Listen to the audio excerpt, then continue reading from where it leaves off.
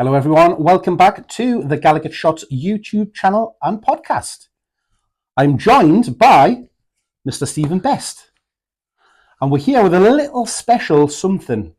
So imagine in a world where the two of the three greatest Newcastle managers existed, and they had to choose five-a-side teams based on players that played for them. It did exist. Did exist. They concurrently exist. Yeah, but they never did that. I can't imagine Mr. Keegan and Mr. Howe sitting down and having this very conversation. But it's happening here, live. But you're not watching it live. So we did a little draw earlier, and I came out with Kevin Keegan, and you came out with Mr. Howe. I did. Eddie Howe. Eddie Howe. So we have taken it upon ourselves to look at players that have played under Keegan at Newcastle and under Howe, and came up with our favourite five-a-side player based on those players. And we're going to take it in turns to name said team.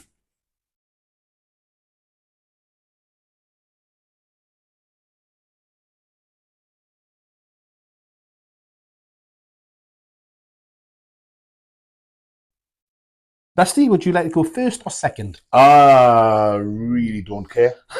Well, let's stick to chronological order then. Oh, yeah, Keegan, and we'll start with the Keegan era. Age before beauty and all that, Mark, we'll do that. So obviously we'll start in nets with our choice of goalkeeper. Yeah. So goalkeeper for me, we are somewhat limited in the Keegan era. Your two predominant ones were obviously Pav and Shaka. Yeah. You could technically chuck in Shea Given there because he was there in his second spell when he came back in 2008. No, he wasn't. Oh, he was. 100% was. Oh, he was, yes, yeah, he was. He definitely was. But I think for the purposes of the video, we'll stick with the entertainers. So does that mean you're not going to be putting Lamina Diatta at the back? Well, I don't want to spoil it yet and getting on to that bit, but let's do the goalkeepers. And I'm going to start off with an honourable mention because this one goes to some of the very early days of Keegan, and it was a Mr. John Burridge. No. He was fantastic with his feet for the older members. Burridge, that'll remember that, Besty. Yeah, it was a funny one. John Burridge, he was famed for his kind of warm-ups, wasn't he? He'd do handstands and cartwheels and stuff like that. Very acrobatic and athletic. Very much on. Played to a good old age as well. It was Carlisle towards the end of his career, and he's well, he's 40s by that point. Yeah, I always remember him doing the warm-ups of, like you say, the all of the gymnastics and stuff, but he was always very good at keepy-ups and skills and stuff like that. But very highly regarded still in the goalkeeping community as well. But it does have to be between Pav and Shaka, and I am going to go Shaka Hislop in goal. Is that right? For that era. It was very close between Pav and Shaka, but I think what's edging it for me is our Neil, obviously famously was his real name.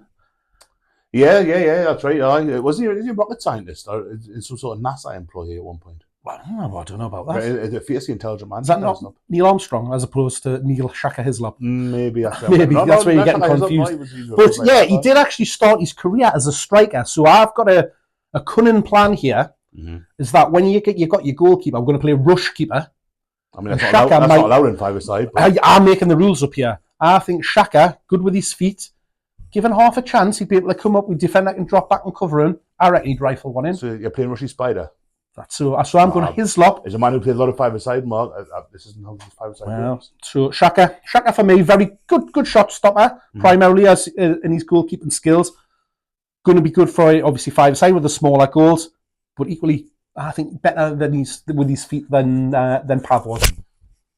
Famously better with his feet than Pav was. And my choice is someone who famously isn't very good with their feet, because goalkeepers in five-a-side aren't allowed to use their feet to play the ball out. So it's a total. But they are very good at throwing the ball out, although overarm also isn't allowed in five-a-side. Nick Pope's just a really, really good shot stopper, like a wonderful shot stopper. Extremely reliable, good hands. As good a stopper as we've had at the club, I would say, including given that. I would even include Carl Dollo. I think it's probably the best stopper we've ever had, although he was terrible at everything else. But yeah, Nick Pope, because, and again, one of the big things with Nick Pope for me is that in five-a-side, keepers aren't allowed to kick the ball unless making a save. And that eliminates his weakest point. But rush keeper? I'm not playing rush keeper. Well, I am. That's why I'm going for that. What I would say, which might go against Nick Pope, very tall. Shaka Hislop's like 6'9" or something, isn't he? No, he's not. Shaka Hislop He's nowhere. Shaka Hislop's That's taller than Nick tall. Pope. Like, I'm having that. Nah, not at all. I'm gonna, Mark. You talk some shit down the camera. So I'm not having that. Hislop's taller than Nick Pope. Like. Nick Pope height. Let's have a look at this. So, aye, but there's with two goalkeeper choices. In fact, even if I present you with the facts, you'll still. I'm going off the eye evidence. So Nick Pope is 6'6". Is he not 6'7"? I told you, even if I present you with Shaka Hislop with 1K, Stephen. I'm going to say 6'3". Shaka Hislop is 1.93 m. I don't know what that is in. 6'3", definitely. I don't know, making that up. But I'm going with Shaka in nets and Besty for Ed Howe's team. 6'4", apparently, so it's an inch in it. Nick Pope, yeah, see, smaller, close to the ground, better saves. So let's move on to defence. Okay. In my defence. This could take a while in your defence. So you haven't got much choice really in Keegan's teams. We weren't overly famous for our defending ability or skills. Unfairly maligned, I would say. I think we had some excellent defenders. I think we just didn't do a lot of it. No, we did. I think the season we finished second after Man U, we weren't that far behind as far as goals conceded is concerned. They just had Peter Schmeichel in goal and Alex Ferguson as manager, who was technically far superior to Keegan. But yeah, I think that our defences from around that time were very unfairly maligned. I'm interested to see who you're going to come up with here, because I think I've got an idea of one that might be a bit of a curveball, who I would like to see picked. So, are you just picking one? So I'm picking one defender. Oh, right. I've got one defender in there, and just for the sheer love of it, this isn't my choice, but again, I absolutely love this player under Keegan. Fantastic pace, more known for his attacking football. Very good looking, beautiful hair. Not venison. Beresford. I did like Johnny Beresford. Again, if you're looking at that second spell, technically still played under Keegan. Enrique, very similar in kind of the same position, same kind of attributes as Beresford on the left back. Can cover for that rush goalkeeper that I was talking about as well. But it can only be one choice in my eyes, and it's a man that you're very familiar with, Besty. Still haven't found him, unfortunately. We are still searching for him, but it is going to be Philippe Albert. I thought it would be Philippe. I'd hard to argue with that. A wonderful footballer, great with his feet. Elusive, unfortunately, turns out. Couldn't pop up with a goal every now and then. Although a lot of his goals kind of went in overhead height, which again, in traditional five-a-side rules. But he would obviously adapt to the game, wouldn't he? When we're playing five-a-side, it's going to be very, very skillful in and about. He beat Cairo, like that. He was, yeah. You have to get him out the bar. We all, definitely more so now. But he was very well known for his forays into attack. He could strike a ball. Obviously, we all know that famous lob that he did. I think he's brilliant defender, first and foremost. Goal threat, very skillful. Yep. Fleet-footed. Got to be a banker choice as your defender. I think from that era, yeah. I was kind of hoping if you'd gone for two, your other one might have been Brian Kilcline. I'm not so sure he would have been technically that good at fives. Wonderful human being. Yeah, very nice human being, the guy. Kind of our version of the Techno Viking. I see where you're going there. Yeah, fair play, like guy. A lot of time for Brian Kilcline. Nice man, very nice man. Steve Watson, he could have also been a little shout because he famously played in goal. Very versatile. Yeah. But Albert's me man.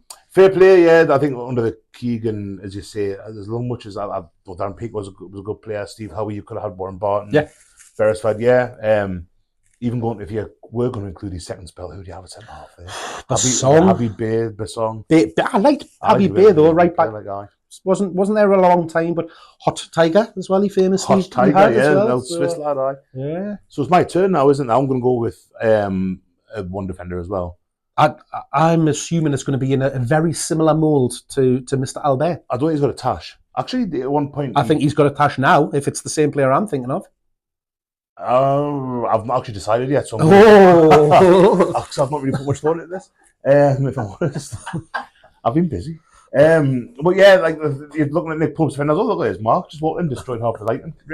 Like Eddie Howe's defenders, I think that's one thing where I think we are kind of blessed at the minute. You've got Dan Burns, a good footballer, a good defender, reads the game really well. You've got Lascelles, who's like very industrious, bit slower, not as good on the ball maybe. Obviously Fabian Shea, great on the ball, can lamp the ball from distance. You got Sven Botman again, reads the ball really well. He did no flaw, unfortunately, he isn't the quickest. So yeah, after weighing up the options I have available, fullbacks, Lewis Hall, Tino Livramento, Trips as well, yeah. Good footballers, good defenders. Five-a-side though, you're looking for particular attributes. Well, if you the attribute that's claimed this one that's got it for me is the fact that he can just belt them in from distance. And it is Fabian Schär. Yeah. I was going to go with Botman until I kind of talked myself out of it. But yeah, Fabian Schär, like a really good footballer, the kind of good, he can pass the ball well, he can read the game well, he's a good tackler, isn't wonderful in the air, but in five-a-side, that's not an issue. If we're playing real five-a-side rules, not this kind of open shit that you come up with. Hybrid five-a-side. Hybrid five-a-side. But yeah, he's one of those ones where if you're a goalkeeper in five-a-side, ordinarily speaking, for balls in their team's half, you think, well, I've got a bit of not a rest, but I can kind of get in position and stuff. Yeah, Fabian Schär doesn't give you that option because he's going to hit the ball from all over the place. Yeah. Like, so, yep, for me, and again, we've got a moustache on either side here. Yeah, and that's where I was going with almost that modern day Albert, because they are very similar in their approaches to the game. They love to build from the back into attack, and they can both strike a ball. And they can. So yes. I think that's going to be a tough choice between the pair of them. Yeah, I don't, because I know where Fabian Schär is. I'm going to clue where Philippe Albert is. So. Yeah, Schär definitely wins on the good-looking stakes, though, doesn't he? Oh, you say that. Midfield, Mark. So midfield. We were prescribed a two-man midfield, which again you have thrown caution to that. Again, I've gone completely rogue and done my own thing. Mm-hmm. So I'm going in the whole essence of Keegan. I'm going all out attack. There you are. So I've only named one midfielder, and I tell you, this was a very, very tough choice to make, because when you look back at that era, you think some of the players that we had under Keegan in midfield, unbelievable players. Rob Lee, Gillespie, Franz Carr, Kevin Sheedy. Rule Fox was a one. Skill, fast pace, stuff like that. Ginola, Bracewell, absolutely unbelievable. Like skills, fleet-footed and stuff like that. But for me, it can only be one player, and it is, in my eyes, and always will be, it's the greatest Newcastle player that's ever existed, and it is Peter Beardsley playing in an attacking midfielder role. So you haven't just gone attacking, you really I've really got attacking. He wasn't really midfielder, was he? As such, he was always out. Putting him in that little pocket, just behind I was going to say the number 10, but if I decide you can have a number 10, can you? Number 4, Yeah, no, he had the ability to be able to dictate that game. Pick passes, he had the ability to, he had that mesmerising move, the little feint, the step over. What a player. So I'm over two midfielders, Mark, because that's what we were told to do. And, I'm not a rule breaker. So my midfield... Some might say Maverick. In the Keegan era. So my midfielders, I've got to pick two midfielders, right, from the Eddie Howe era. And it's not easy. Like, there are players who have chipped in from midfield with loads of goals, some who... one famous one that we all love, who's a captain at the minute, who isn't particularly confident in striking the football, in with regards to having a shot at goal. But one of whom... Pretty piss poor at shooting that, really, isn't he? But didn't he score that? It was weird how he scored all those goals that season. My first midfielder is going to be Joe Linton. Beast. Because if you could... This game of five-a-side, bear in mind, five-a-side is a very labour-intensive form of football. Joe Linton could play five-a-side for 24 hours non-stop and not break a sweat. He's all muscle and veins and sinew and lung capacity. Wonderful man. So yeah, Joe Linton is my first midfielder, because I just think, and again, the one aspect of Joe Linton's game that famously isn't his greatest is maybe his finishing. He's work in the box, but in five-a-side he's not allowed in the box as a striker, unless we're playing Mark's rules apparently. So yeah. No, but the equivalent of a five-a-side pitch would be being inside the box, wouldn't it? Yeah, well, it was yeah. But the goals are a lot smaller as well. So if you can't score one of them great big goals. I don't know, they're wide in comparison to the kind of size of the pitch as well. Talk about us or the goals? Well, that's why I play in goal. But yeah, Joe Linton for me, because you just go around just kicking players up a height. It would be great to see in five-a-side. It'd be hard. You play, you know yourself. You play against someone in five-a-side who's really physical. Like you kind of fear him a bit. You're being for a tough game. You're never far away from getting a kick in, or an elbow or whatever. And Joe Linton's all about that. So he would be my first midfielder. And given I'm picking two midfielders, I might as well pick my second one now. Go for it. So we've got Joe Linton, obviously famously has the relationship with His Bruno wife. in the middle of the pitch with Bruno. Oh, she's got she being a stand-up, just Big Joe written on it. They have a whole five-a-side team tattooed down her arm. Big Nick Pope. In formation or just their names? In formation, thank you, Mark. I'm right. doing this properly. Second midfielder isn't going to be Bruno because of the aforementioned just not very good at striking the football thing. And I haven't got a massive amount of midfielders that can kick, like strike the ball. You think like Trippier can hit a ball really well, Fabian Schär can. Like from distance, you're kind of confident. So the one I'm going to go with is someone who would you chuck your wingers into your midfield selection, or would you class your wingers as attackers and strikers these days? The funny one is it's a distinction. Because again, the difference in the time that we're talking about, historically, your wingers would have been midfield under Keegan, whereas they tend to be more classed as like attackers and strikers now, aren't they? I'm torn between two, and I haven't quite got there yet. One of them would be a winger who would then, in the purpose of this, become a midfielder. Another one is an out-and-out midfielder who, now I think of it, is going to be me pick. And again, isn't necessarily known for the goal-scoring prowess. He has scored a few goals. He scored a few last season, at least. Similar to Joe Linton, he's got the big engine. He can run all day. He's a big, fit lad, surprisingly so. And it's Sandro. I think Sandro, his vision, his passing, he can lamp it, and he's someone to be feared in the middle of the park as well. Similar to Big Joe, he gets in amongst it.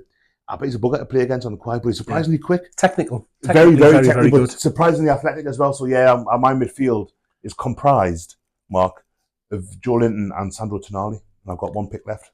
I could imagine that battle between Beardsley and Tonali in the centre of the pitch. Both majestic. Yeah, a lot of hair there. That would be nice to see, wouldn't it? Strikers then. Mm-hmm. So again, for me, this is an area that we've been absolutely blessed with in the Keegan era. From a strikers back in the early days, obviously we had David Kelly, Mick Quinn, my first absolute darling at number 9. You can chuck in Big Les there. I think one player that would be fantastic as a striker, and particularly at five-a-side, Tino, I think would have been unbelievable given his didn't have him in mind, but technical ability. You know, the ball used to stick to his feet. Yeah, did some wonderful things with it. But again, those kind of early days, I can't look past Andy Cole. Yeah, I think he's just one of, if not even still now, probably one of the best in the box finishers that we've ever seen in black and white. No, reiterate for me that you can't go in the box and five-a-side. No, I'm talking in the box in general, big size. Again, within the confines of a five-a-side pitch. You know, so that close-up finishing, very, very quick finishing, because famously, you know, when he had a bit of time to think about it, that was when things weren't as great in those stuff. What a striker though, Mark. What a striker he was. Unbelievable. I don't think he gets the credit that he really deserves, obviously, because of the time that he left us. Probably went on to achieve, you know, greater from his career with those that shall not be named. And, you know, a lot of people didn't want to see him go at the time, but it turned out the way he did. I was at chess club and I found out. Unbelievable. Big shout again has got to go out to, again, second spell. I'm thinking here of Keegan, so 2008. Over Femi Martins. What a player he! Like, imagine him at five-a-side.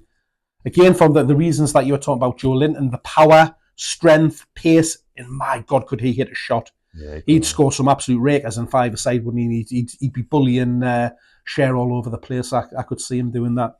But you cannot talk about strikers at Newcastle without naming one man, and it's got to go to Shearer, doesn't it? He's our greatest ever striker, greatest number 9. What couldn't that man do on a football pitch? So, yeah, my front two are going to be Andy Cole and Alan Shearer. Hard to argue with that. Like, I think you pick the two. Les Ferdinand's my hero from that era, from any Newcastle era. But in a five-a-side team, Cole and Shearer, if you're picking two strikers, it's Shearer and Cole every time. I think from that era. So mine, I've got one left, and similar to the rest of them, I'm not too sure which way I'm going to go with this one. And one seems obvious,